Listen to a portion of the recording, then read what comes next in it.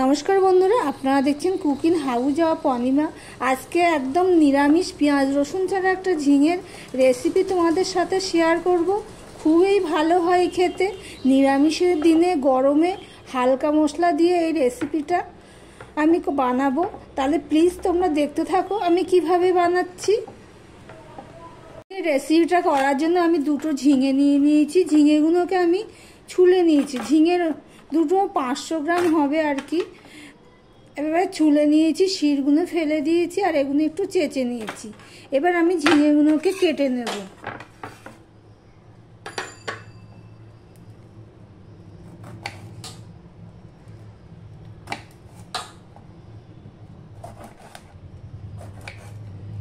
ঝিঙেগুলোকে তো এইভাবে গোল গোল করে কেটে নিলাম।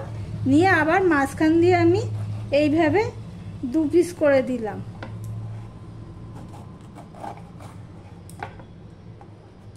এটা যেহেতু ছোট হয়ে রয়েছে সেজন্য মাঝখান দিয়ে একটু কেটে দিলাম, 2 পিস আর করলাম না।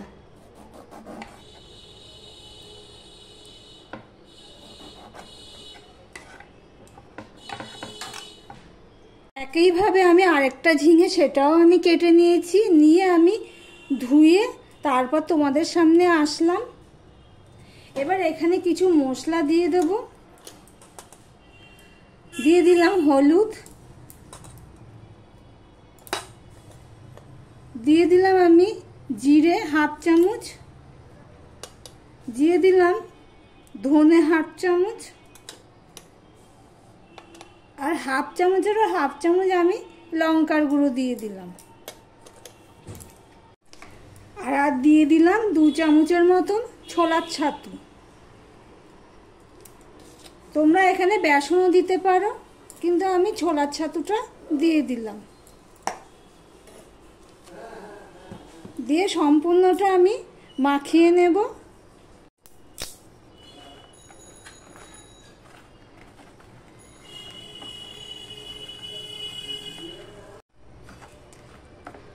এমনভাবে মাখাবো যাতে প্রত্যেকটা ঝিঙের গায়ে এই মশলাগুলো সব ভালো করে মাখানো যায়।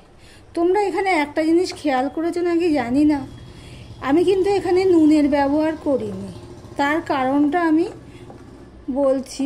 এই ঝিঙেগুলো যখন আমি ভাজবো তখন ঝিঙেগুলো কিন্তু ভালো করে ভাজা হবে না, জল ছেড়ে দেবে। এমনিতেই ঝিঙের মধ্যে প্রচুর পরিমাণে জল থাকে।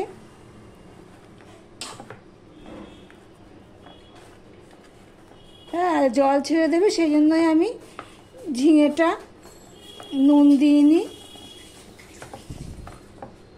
তাহলে ঝিঙেটা কিন্তু ভালো করে ভাজা হবে না জল ছেড়ে দিলে। দেখো, একটা কড়াই বসিয়ে দিয়েছি। কড়াইটা মোটামুটি গরম হয়েছে। আমি যে মশলাটা রেডি করবো বলেছিলাম সেইটা প্রথমে আমি কটা চীনা বাদাম নিয়েছি, সেগুলো আমি ভেজে নেব। এগুলো কাঁচা বাদাম, এগুলো আমি কড়াইতে একটু নেড়ে নেব। এই পর্যন্ত যারা ভিডিওটি দেখছো লাইক দিতে ভুলে গেছো, চট করে একটা লাইক দিয়ে কন্টিনিউ করো বন্ধুরা। আর এদিকে দেখো, আমি বাদামটা হয়ে গেলে এখানে নিয়েছি তিল 1 চামচ আর পোস্ত নিয়েছি 1 চামচ।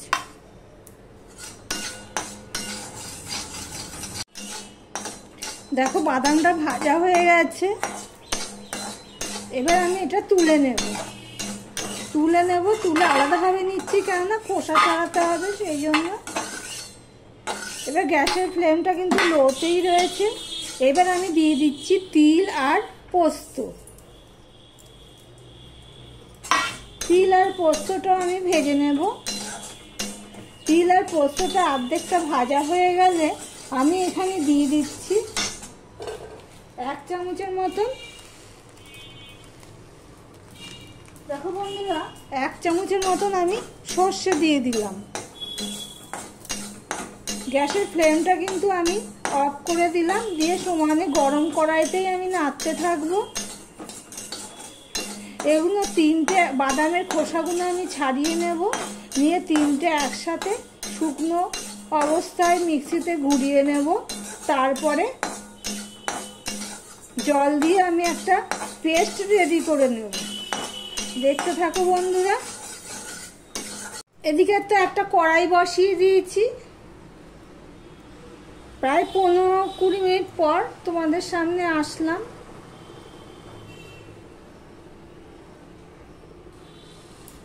এবার কড়াইটা গরম হয়ে গেছে। এবার আমি এখানে সাদা তেল দিয়ে দিলাম। কড়াইটা কিন্তু ভালো করে গরম করতে লাগবে।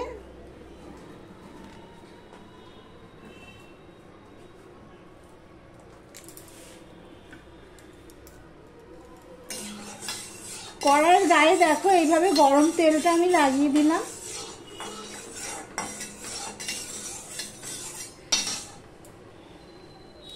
এবারে আমি ঝিঙেগুলো ভেজে নেব। তোমাদের একটা কথা তো বলা হয়নি, আমি এখানে ছাতু, ছোলার ছাতু দিয়েছি, তোমরা এখানে বেসনও ব্যবহার করতে পারো। এবার ঝিঙেটাকে আমি ভালো করে ভেজে নেব। নুন কিন্তু দেবো না, কেননা নুন দিলেই ঝিঙের গায়ের থেকে জল ছাড়তে বেরো, ততক্ষণে ঝিঙেটা আর ভাজা হবে না, সেই জন্যই আমি নুনটা দেব না। তাহলে দেখতে থাকো বন্ধুরা। দেখো বন্ধুরা, ঝিঙেটা অনেকটাই ভাজা হয়ে গেছে। এবারে এই পর্যায়ে আমি দিয়ে দেবো অল্প একটুখানি নুন। আর মশলাটাও ভাজতে হবে, না হলে ঝিঙের গায়ের থেকে যতটুকু জল বেরিয়েছে তাতে মশলাটাও প্রায় ভাজা হয়ে এসছে। এবার নুনটা দিয়ে আমি মিনিট খানিক ভেজে নেব। ঝিঙের মধ্যে নুন দিয়ে আমি মিনিট খানিক ভেজে নিয়েছি। দেখো ভাজা হয়ে গেছে, তেল ছাড়তে শুরু করেছে, দেখতেই পাচ্ছ কতটা ভাজা হয়ে গেছে। তোমাদের আরও একটা টিপস দিচ্ছি, যারা বেসন দিয়ে করবে তাদেরকে আরও বেশি করে ভাজতে হবে, না হলে বেসনের একটা গন্ধ থেকে যায়। দেখো ঝিঙেটা প্রায় অনেকটাই সিদ্ধ হয়ে গেছে ভাজার সাথে সাথে। এবার এগুলো আমি সব তুলে নিচ্ছি। আমার ভিডিওতে যদি ভালো লেগে থাকে প্লিজ লাইক, কমেন্ট, শেয়ার করে দিও। আর যারা নতুন বন্ধু ভিডিওটি দেখছো এখনো পর্যন্ত সাবস্ক্রাইব করোনি, তাদেরকে বলবো সাবস্ক্রাইব করে পাশে থাকার জন্য।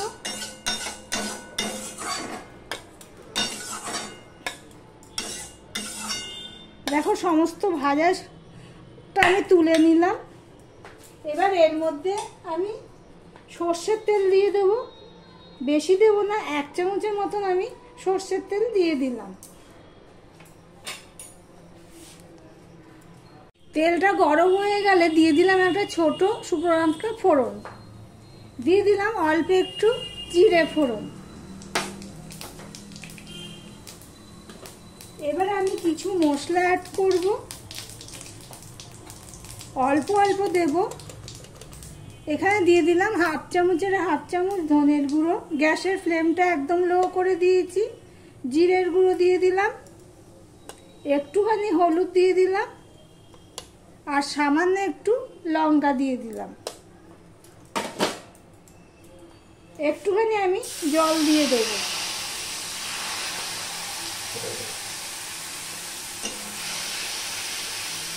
মশলাটা আমি একটু কষিয়ে নেব।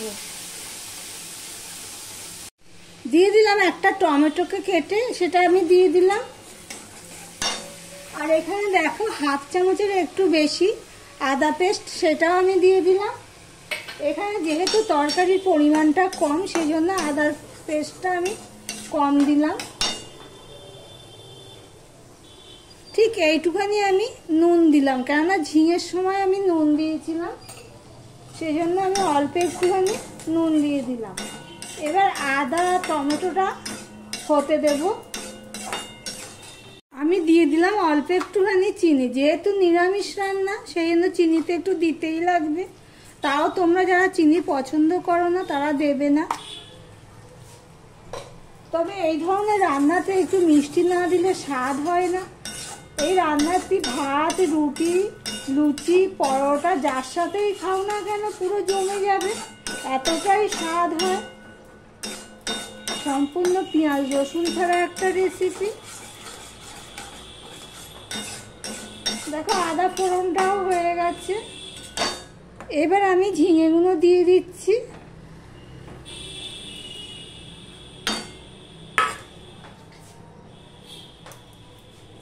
একটুখানি ধুয়ে জল দিয়ে দিলাম।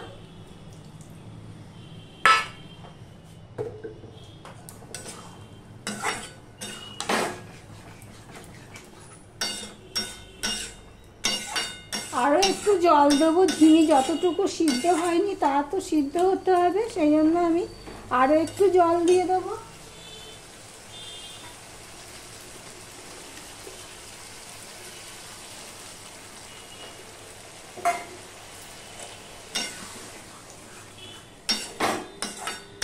গ্যাসের ফ্লেমটা একদম মিডিয়ামে দিয়ে আমি এটা ঢাকা দিয়ে রান্না করব ঝিঙেটা সিদ্ধ হওয়ার জন্য।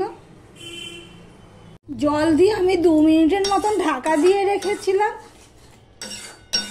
ঝিঙে সিদ্ধ হয়ে গেছে। এবার আমি দিয়ে দিলাম 3টে কাঁচা লঙ্কা চিড়ে রেখেছিলাম, দিয়ে দিলাম। আর ওইদিকে যে একটা ভাজা মশলা পেস্ট রেডি করেছি সেটা আমি দিয়ে দেব।